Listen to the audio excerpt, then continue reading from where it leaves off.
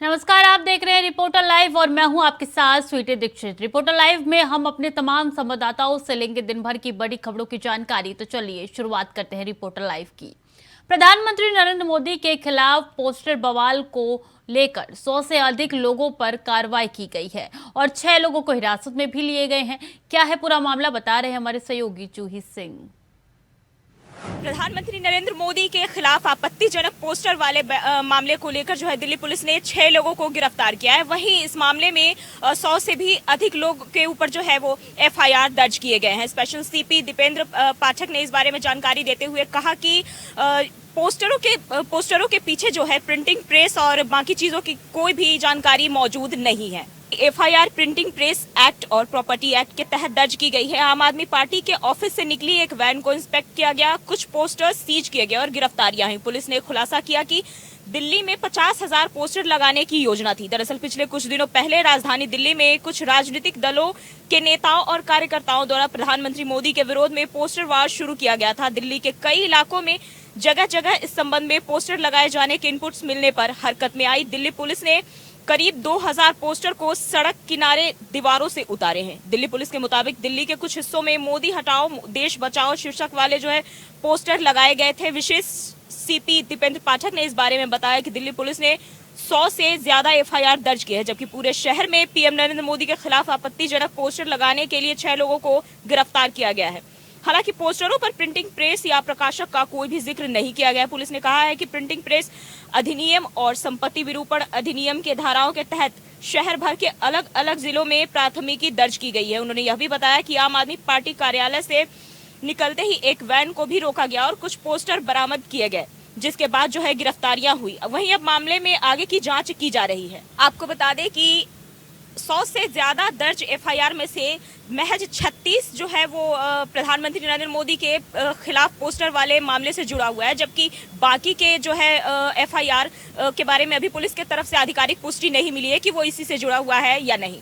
आपको बता दें कि कल दिल्ली का बजट पेश होना था और एलजी से दिल्ली सरकार से जो है वो सवाल किया गया था एलजी की ओर से कि विज्ञापनों को लेकर, जिसका जवाब नहीं मिलने पर एलजी ने बजट पेश होने पर कल रोक लगा दी थी। हालांकि आज यह जो है बजट पेश किया गया है और इसके बाद से ही यह वारदात जो है ये वाकये सामने आए हैं। कैमरामैन निकांत गुप्ता के साथ मैं जूही, इंडिया वॉइस। तो वहीं शराब नीति घोटाले में पूर्व मुख्यमंत्री मनीष सिसोदिया की मुश्किलें लगातार बढ़ती दिख रही है। खबर पर ज्यादा अपडेट दे रहे हैं हमारे सहयोगी नितिन चौधरी।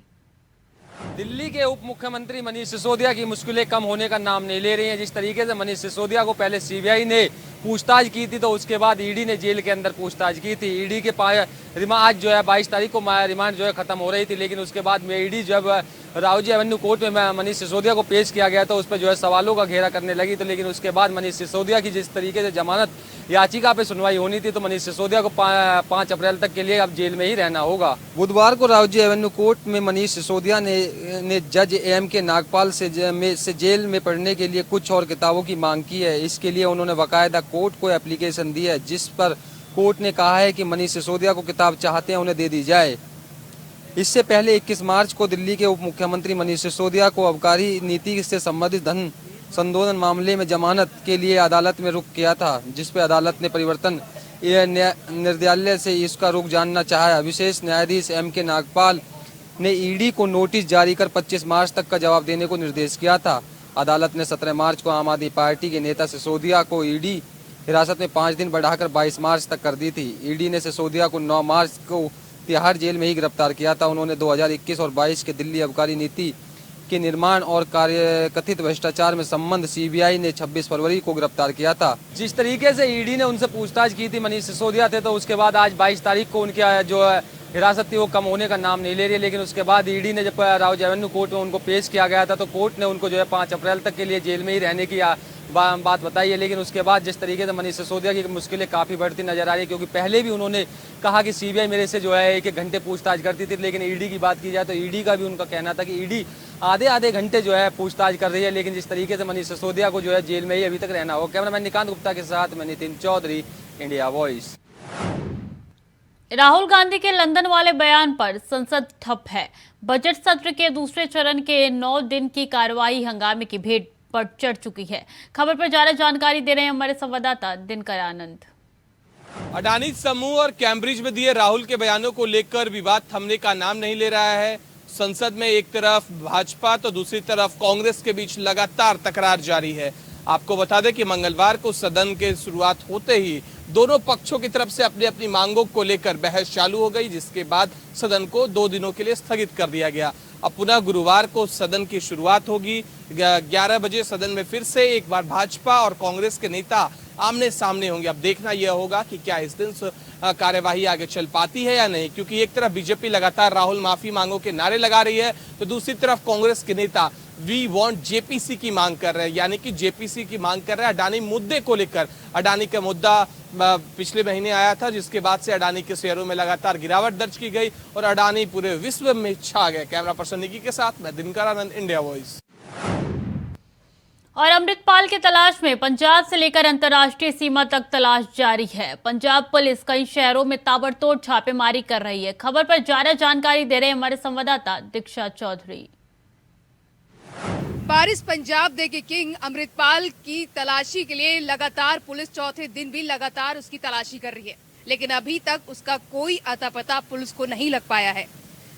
वहीं उधर पुलिस उनकी पत्नी और उसकी मां से भी पूछताछ कर रही है। अमृतपाल की पत्नी एनआरआई है, जिसपे विदेशी फंडिंग का आरोप है। वहीं पुलिस ने अमृतपाल की कुछ तस्वीरें वायरल की हैं सोशल मीडिया पर, जिसे अपलोड किया गया है, जिसमें उन्होंने बताया है कि इसकी ये सारी तस्वीरें देखकर अगर किसी को भी इसकी जानकारी मिले तो तुरंत पुलिस को सूचना दे। साथ ही कल हाईकोर्ट में जब इस मुद्दे पर सुनवाई हुई थी तो हाईकोर्ट ने पुलिस पर सवालिया निशान लगाते हुए कहा था कि आखिर अमृतपाल के सारे सहयोगी पकड़े गए तो अमृतपाल सिंह की गिरफ्तारी क्यों नहीं हुई? 80,000 पुलिसकर्मी क्या कर रहे थे? वहीं इस मामले में अब तक 152 लोगों की गिरफ्तारी की जा चुकी है। कैमरामैन निखंत के साथ दीक्षा चौधरी। केजरीवाल सरकार ने दिल्ली में बुधवार को अपना 9वां बजट पेश किया। बजट की क्या रही खास बात, बता रही हमारे सहयोगी विशाल मिश्रा। दिल्ली के वित्त मंत्री कैलाश गहलोत ने दिल्ली सरकार के लिए 78,000 करोड़ रुपए का बजट पेश किया, जिसके बाद कैलाश गहलोत ने कहा है कि दिल्ली को स्वच्छ और सुंदर बनाने के लिए तमाम योजनाएं लाई जा रही हैं। इसके लिए इलेक्ट्रॉनिक बसों के साथ साथ वो तमाम चीज़ें लाई जा रही हैं, जिससे दिल्ली के लोगों को सारी सुविधाएं मिल सके। पढ़ाई से लेकर के शिक्षा तक के लिए सभी सुविधाएं मिल रही हैं। दिल्ली में आम आदमी पार्टी सरकार बनने के बाद ये 9वां बजट था। इससे पहले के सभी 8 बजट मनीष सिसोदिया ने पेश किए थे, लेकिन इन्हें 26 फरवरी को दिल्ली की शराब नीति मामले में कथित घोटाले के आरोप में सीबीआई और ईडी ने गिरफ्तार किया था। कैलाश गहलोत ने कहा है कि सरकार में भ्रष्टाचार के लिए जीरो टॉलरेंस की नीति है। अब सरकार घर घर जाती है और सुविधा देती है। दिल्ली का इंफ्रास्ट्रक्चर बहुत मायने रखता है और इंफ्रास्ट्रक्चर ने दिल्ली का चेहरा बदल दिया है। बरापुला फ्लाईओवर का तीसरा चरण जल्द पूरा होगा। 8 साल में पीडब्ल्यूडी ने 28 नए फ्लाईओवर, एलिवेटेड सड़क और पुल बनाए हैं। पिछले 8 साल में दिल्ली मेट्रो का नेटवर्क 2 गुना हो गया है। 2015 से अब तक 193 किलोमीटर मेट्रो नेटवर्क बढ़ा है। स्टेशन की संख्या की बात करें तो 286 हो गई है। दिल्ली में 7,379 बसें हैं, जो इतिहास में सबसे अधिक है। दिल्ली में 500 स्थानों पर भव्य तिरंगा लगाया गया है। आज दिल्ली तिरंगों का शहर है। दिल्ली के वित्त मंत्री कैलाश गहलोत ने आज 78,000 करोड़ रुपए का बजट पेश किया, जिसके बाद उन्होंने कहा है कि दिल्ली की तमाम जो सुविधाएं हैं वो लगातार उसमें सुचारू व्यवस्थाएं से लेकर के दिल्ली की जो गंदगी है, यमुना नदी को साफ किया जा रहा है और इसको लेकर के प्रशासन भी सख्त है। कैमरामैन निकांत के साथ विशाल मिश्रा, इंडिया वॉइस, नोएडा। और दरबार में चमत्कार ना दिखाए जाने का विरोध करने पर एक नए बाबा चर्चा में आए हैं। बाबा करौली सरकार, क्या है पूरा मामला? इस खबर पर ज्यादा जानकारी दे रहे हैं हमारे सहयोगी जूही सिंह। कानपुर के करौली सरकार बाबा के खिलाफ नोएडा के एक डॉक्टर ने चमत्कार का विरोध करने पर सिर फोड़ने और नाक तोड़ देने का उनके ऊपर आरोप लगाया है। के आदेश पर पुलिस ने बाबा और उनके सेवादारों के खिलाफ एफआईआर दर्ज की है। नोएडा सेक्टर 48 में रहने वाले डॉक्टर सिद्धार्थ चौधरी ने पुलिस कमिश्नर को बताया कि वह कुछ घरेलू समस्याओं से जूझ रहे थे और इसी बीच यूट्यूब पर लवकुश आश्रम में करौली सरकार बाबा के कुछ वीडियो देखे, जिसमें अपनी समस्याएं लेकर आने वाले लोगों को बाबा सिर्फ कुछ मंत्रों से दूर करते नजर आते थे और वह भी इसलिए बीते 22 फरवरी 2023 को अपने पूरे परिवार के साथ बाबा के पास जा पहुंचे। फिर शाम को बाबा के सामने उन्हें पेश किया गया। बाबा ने परेशानी और आश्रम आने का कारण पूछा, जिसका जवाब देते हुए डॉक्टर ने परिवार के कल्याण के लिए आश्रम आने की बात कही। इसके बाद चमत्कार दिखाने की मंशा से माइक पर जोर से फूंक मारते हुए ओम शिव बैलेंस बोला। इसका उन पर कोई असर नहीं हुआ। यह बताने पर बाबा ने फिर से दोबारा यही प्रक्रिया दोहराई और इस बार भी कोई प्रभाव नहीं होने की बात बताने पर बाबा ने डांटते हुए पगलेट कहा। साथ ही भगाते हुए अपने सेवादार को भी बुला लिया। सेवादार उन्हें पास के कमरे में ले गए, जहां लात घूंसों से जो है डॉक्टर की बुरी तरह पिटाई कर दी, जिससे उनकी नाक की हड्डी टूट गई और सिर में भी कई जगह चोटें आई हैं। किसी तरह परिवार के साथ जान बचाकर वह भागकर नोएडा पहुंचे और इलाज कराने के बाद कानपुर के ही एक दोस्त की मदद से जो है वो सारे साक्ष्य लेकर शनिवार को सीपीबीपी जोगदंड के पास पहुंचे। सीपी के आदेश पर उसके सेवादारों के खिलाफ मारपीट, गाली गलौज और गंभीर चोट पहुंचाने की धारा में एफआईआर दर्ज की। वहीं डॉक्टर का ये भी कहना है कि उन्होंने आश्रम की प्रक्रिया के मुताबिक 2600 की जो है वो रसीद कटाई थी और इसके बाद उन्हें बाबा के सामने पेश किया गया था। आपको बता दें कि बाबा के पहले से ही आपराधिक इतिहास जो है वो दर्ज रहे हैं और उनके ऊपर हत्या, सेवन, सीएलए समेत कई आपराधिक मामले पहले से ही दर्ज किए गए थे। फिर पुलिस से बचने के लिए वह किसानों का नेता बनकर जमीनों पर अवैध कब्जा करने लगा। बाबा भी जो है बाबा के कई कारनामे जो है पहले से दर्ज रहे हैं। फिर इसके बाद जो है कानपुर के बिंदु में उन्होंने कुछ दस्तावेजों में हेर फेर करके अपना आश्रम बना लिया। कैमरामैन निकांत गुप्ता के साथ बैजू ही, इंडिया वॉइस। रिपोर्टर लाइव में वक्त हो चला है छोटे से ब्रेक का, जल्द लौटेंगे। ब्रेक के बाद एक बार फिर से स्वागत है आपका। रिपोर्टर लाइव में आगे बढ़ेंगे। बुधवार से चैत्र नवरात्रि 2023 की शुरुआत हो चुकी है। मंदिरों में सुबह से ही भक्तों का तांता लगा हुआ है। आगरा में नवरात्रि को लेकर क्या रहा खास, बता रहे हमारे संवाददाता मयंक त्यागी। सत्री यानी कि चैत्र नवरात्रि की शुरुआत हो चुकी है और कहीं ना कहीं आज हम मौजूद हैं आगरा से 30 किलोमीटर स्थित लोहेटा वाली माता के मंदिर पर, जहां पर तमाम रियासतों ने राज किया और लेकिन इस माता के मंदिर की उत्पत्ति की कोई अभी दिनांक या समय सारणी स्थित नहीं है। वहीं आपको मंदिर के प्रांगण में ले चलते हैं, दिखा सकते हैं कि किस तरीके से माता का मंदिर यहाँ पर स्थित है और तमाम लोहागढ़ से लेकर आला उदल और मरकंड वंशज यहाँ पर राज करते हुए इस माता की पूजा करते हुए हैं। लेकिन इतिहास कि अगर माने तो कहीं ना कहीं यहाँ के जो साधु संत हैं वो कई बार तरह तरह के इतिहास बताते हैं। लेकिन तस्वीरों की अगर बात की जाए तो यहाँ पर हजारों श्रद्धालु शनिवार के दिन पूजा अर्चना करने के लिए आते हैं। सब मौजूद हैं और किस तरीके से इस लोहेटे वाली माता मंदिर का इतिहास है उनसे जानने का प्रयास करेंगे। पहले महेश जी आप अपना परिचय दे दीजिए। परिचय जो मेरा गांव लोहेटा है, मेरा नाम सुखराम गिरी है जी। यहाँ मेरी तीसरे नंबर पे मैं रह रहा हूँ। पहले मेरे ताऊ रहते थे और मेरी माँ भी रही हैं। अब मुझे वही 22 साल। अच्छा 22 साल आप रह रहे हैं, तो क्या इतिहास है? इतिहास इसका ये है कि जो प्राचीन माता है इसका कोई ऐसा पता नहीं है, पता लगा रहे हैं। और बहुत राजा महाराजा यहाँ अंग्रेज और कई पीढ़ी राज कर गई।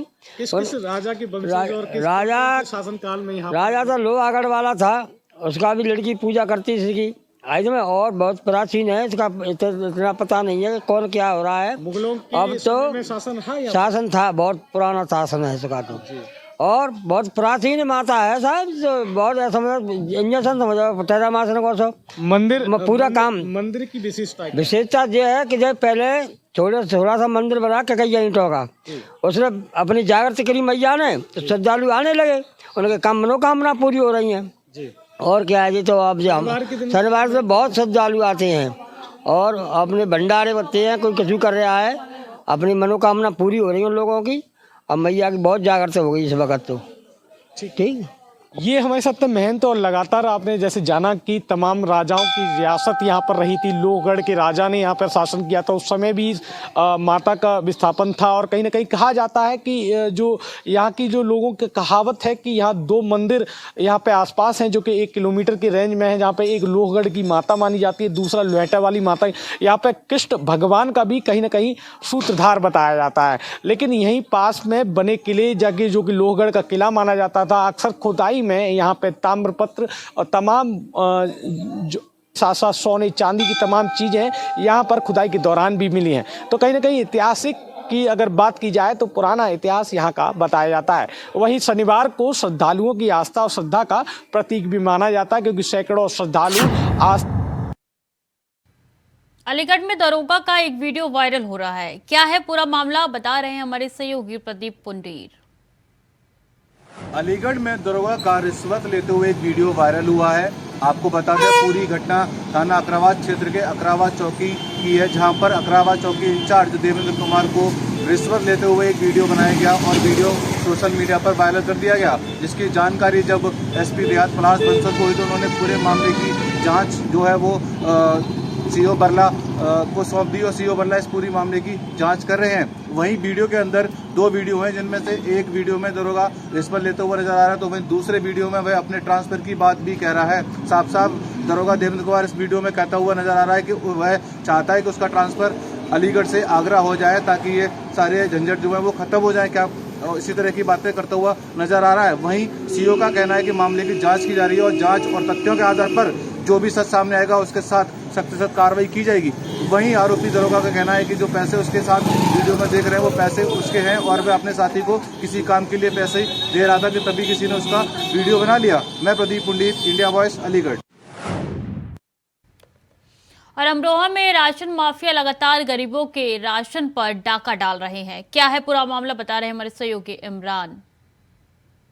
अमरोहा में दिन दहाड़े गरीबों के हक पर राशन पर डाका डाला जा रहा है, जहां पर राशन माफियाओं द्वारा उनके हक पर डाका डाला जा रहा है, जहां पर जो ट्रांसपोर्टर के नाम पर राशन डीलरों के घर तक राशन पहुंचाने की बात प्रदेश सरकार द्वारा कही गई थी, लेकिन उसके बिल्कुल विपरीत यहां पर कार्य करते हुए नजर आया। राशन माफिया से मिली भगत करते हुए यह राशन के ट्रांसपोर्ट माफिया लगातार इस पर जो है राशन की कालाबाजारी करते हुए नजर आ रहा है, जहां पर राशन खुलेआम दिन दहाड़े जो प्रदेश सरकार की उनका आदेश है कि राशन दुकान तक पहुंचाया जाए, राशन डीलर की दुकान तक पहुंचाया, लेकिन राशन डीलर की दुकान तक राशन नहीं पहुंचाया जाए, जबकि राशन डीलर को यहां पर एक धर्म कांटे पर उजारी के पास एक रोड के किनारे धर्म कांटे पर बुलाकर उनको राशन दिया जा रहा है। लगभग 10 से 15 किलोमीटर दूर यहाँ पर उन्हें राशन डीलरों को बुलाया जाता है और राशन दिया जाता है। लगभग यहाँ पर जो है लाखों रुपए की जो ट्रांसपोर्ट के नाम पर प्रदेश सरकार इन ट्रांसपोर्टरों को दे रही है, उसको लगातार उसका घोटाला करते हुए साफ तौर पर नजर आ रहा है, क्योंकि प्रदेश सरकार का साफ तौर से आदेश है कि जो भी राशन की दुकान है उस पर बड़े वाहन ना तो या फिर छोटे वाहन से राशन दुकान तक पहुंचाया जाए, लेकिन ये माफिया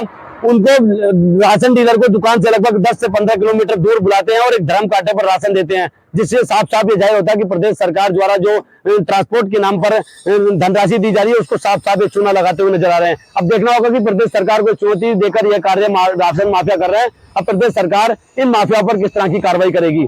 अमरोहा से इंडिया वॉइस के लिए मोहम्मद इमरान की रिपोर्ट। और बदायूं की बिसौली के कोतवाली क्षेत्र में तेज रफ्तार कार और गन्ना ट्रॉली में टक्कर हो गई। खबर पर ज्यादा जानकारी दे रहे हैं हमारे सहयोगी सौरभ पाल। जनपद बदायूं में एक दुखद हादसा हुआ है। सुबह तड़के गन्ना भरे ट्राला में एक बलेनो कार पीछे से घुस गई, जिसमें सवार 4 लोग थे, जिसमें 3 की मौके पर मौत हो गई, एक गंभीर रूप से घायल है, जिसका जिला अस्पताल में इलाज चल रहा है। वहीं इस मामले में सीएम योगी आदित्यनाथ ने भी संज्ञान लिया है और घायल की समुचित इलाज की व्यवस्था कराने के निर्देश अधिकारियों को दिए हैं। बात करें तो सुबह तड़के बदायूं में ये परिवार दिल्ली से आया हुआ था। बईगन थाना क्षेत्र के हतरा गांव से वापस दिल्ली लौट रहा था। सुबह तड़के गन्ना भरे ट्राले में पीछे से बलेनो कार घुस गई, जिसमें सवार पति पत्नी समेत 1-1.5 साल के बच्चे की मौके पर मौत हो गई। एक घायल का जिला अस्पताल में इलाज चल रहा है। भाई बात करें तो पुलिस ने तीनों शवों का पोस्टमार्टम के लिए भेज दिया है। ललित के साथ सौरभ पाल, इंडिया वॉइस, बदायूं। बलिया में सोशल मीडिया पर एक वीडियो तेजी से वायरल हो रहा है। वायरल वीडियो में कुछ लोग मारपीट करते हुए नजर आ रहे हैं। क्या है पूरा मामला, बता रहे हैं हमारे संवाददाता करुणेश पांडे। बलिया से एक वीडियो सोशल मीडिया पर तेजी से वायरल हो रहा है। यह वायरल वीडियो बलिया के थाना चितपड़ा गांव क्षेत्र के रामपुर चिट गांव का बताया जा रहा है, जहां पर उस वीडियो में दोनों पक्षों में मारपीट करते हुए नजर आ रहे हैं। यह वीडियो चितपड़ा गांव थाना क्षेत्र के रामपुर चिट गांव के ग्राहक सेवा केंद्र और एक कोटेदार का बताया जा रहा है। वहीं कोटेदार और ग्राहक सेवा केंद्र की जांच के लिए नायब तहसीलदार पहुंचे थे, जहां पर कि यह दोनों पक्षों में कुछ चीज़ को लेकर के विवाद हो गया और वहां पर मारपीट शुरू हो गई। वहीं बलिया एएसपी का कहना है कि नायब तहसीलदार वहां पर किसी शिकायत को लेकर के वहां पर कोटेदार और एक ग्राहक सेवा केंद्र की जांच करने पहुंचे थे, जहां पर दोनों पक्षों में कुछ विवाद उत्पन्न हो गया और मारपीट शुरू हो गई। दोनों पक्षों में मारपीट हुई है और मारपीट के दौरान कुछ हल्की चोटें भी आई हैं, जिसका मेडिकल कराया जा रहा है। वहीं पीड़ित के तहरीर पे 9 लोगों के खिलाफ जो है मुकदमा दर्ज किया गया है, जिसमें 2 लोगों को हिरासत में लेकर के पूछताछ की जा रही है। बाकी 7 लोगों के लिए पुलिस दबिश दे रही है। जल्द से जल्द गिरफ्तारी हो जाएगी। करुणेश पांडे, इंडिया वॉइस के लिए बलिया से। और उन्नाव में बाइक सवार 3 भट्टा श्रमिक कुएं में गिरे। हमारे सहयोगी निखिलेश प्रताप सिंह की रिपोर्ट देखिए। उन्नाव में एक दर्दनाक दुर्घटना सामने आई है। जी हां, आपको बता दें पूरा मामला उन्नाव के थाना माखी क्षेत्र के अंतर्गत थाने गांव का है, जहां पर भट्टे से काम कर 3 मजदूर अपने घर को जा रहे थे। बाइक पर सवार थे तीनों, तभी अनियंत्रित होकर बाइक कुएं में जा गिरी और जिसमें 2 की मौके पर ही दर्दनाक मौत हो गई। ग्रामीणों ने फौरन तीनों को पुलिस की मदद से रेस्क्यू कर बाहर निकाला, जिसमें एक गंभीर रूप से घायल था, उसे इलाज के लिए फौरन जिला अस्पताल रवाना किया गया।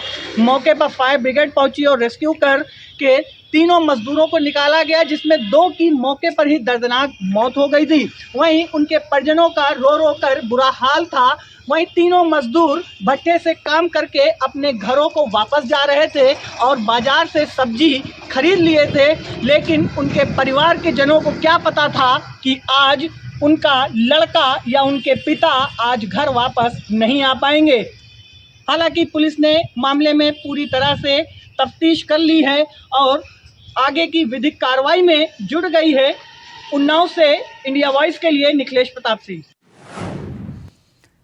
और इन्फ्लुएंजा एक प्रकार का वायरस का खतरा बढ़ता जा रहा है। हमारे सहयोगी राकेश यादव की रिपोर्ट देखिए। इन्फ्लुएंजा वायरस को लेकर सिद्धार्थनगर जिले में स्वास्थ्य महकमा पूरी तैयारियां कर लिया है। आपको बता दूं कि वहीं स्वास्थ्य विभाग का कहना है कि 10 बेड के आईसीयू वार्ड भी बनाए गए हैं, जिसमें ऑक्सीजन, अब भारी मात्रा में ऑक्सीजन की भी व्यवस्था की गई है। ये वायरस ज़्यादातर ठंडक में मौजूद है, जैसे कि मौसम जब बदलता है, मौसम के हिसाब से ये बीमारी जो है लोगों को होती है। सर्दी, खांसी, जुकाम से पीड़ित होते हैं। और ये वहीं जब प्राचार्य ए.के. झा से बात किया तो उनका कहना है कि जो है ये मौसमी बीमारी होती है। ये सर्दी, खांसी और बुखार ज़्यादातर होता है। बच्चे, बूढ़े और जवान को भी ये असर करता है, जिसको लेकर यहाँ पूरी तैयारियां कर ली गई है। किसी भी प्रकार की यहाँ कोई समस्या नहीं आकर ऐसे में मरीज़ मिलते हैं तो उनके लिए 10 बेड का वार्ड भी बनाया गया है। वहाँ सुरक्षित उनको जो है भर्ती किया जाएगा और उनका इलाज किया जाएगा। तो सिद्धार्थनगर जिले में इन्फ्लुएंजा जैसे वायरस को लेके यहाँ पूरी तैयारियां कर ली गई हैं। सिद्धार्थनगर से राकेश यादव, इंडिया वॉइस। और रिपोर्टर लाइव में फिलहाल के लिए इतना ही। बाकी खबरों के लिए बने रहिए इंडिया वॉइस के साथ।